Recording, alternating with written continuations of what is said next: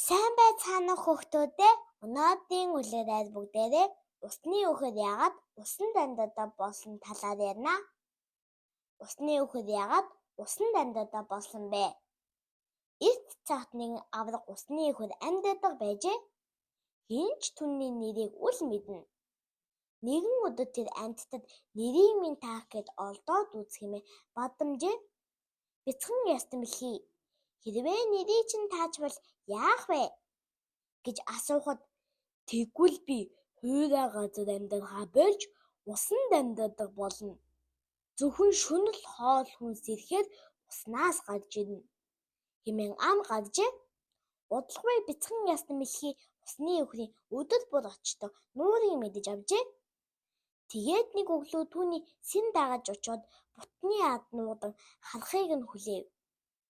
Тэр гэртээ харахаар болоход усны үхрийн эхнэр хамгийн ард нь явжээ. Ястан бэлхийч самбаачлан усны үхрийн эхнэрийн занд хуягтай шуурган хэвтэв. "Ёй!" гэж эхнэр нь усны үхэр хашаалаа.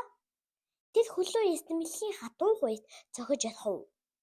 "Исан тийм, нөхөр минь, би хөлөө гэмтээж эхлэе" гэж тэр нөхрөө дууджээ. Тийхүү ястан бэлхий усны үхрийн нэрийг мэдэж авжээ. Исан тиймч усны үхэрч хэлсэн амандаа хүрэв. Ингэж л усны үхэр усан дамжаатай болсон юм гэдэг.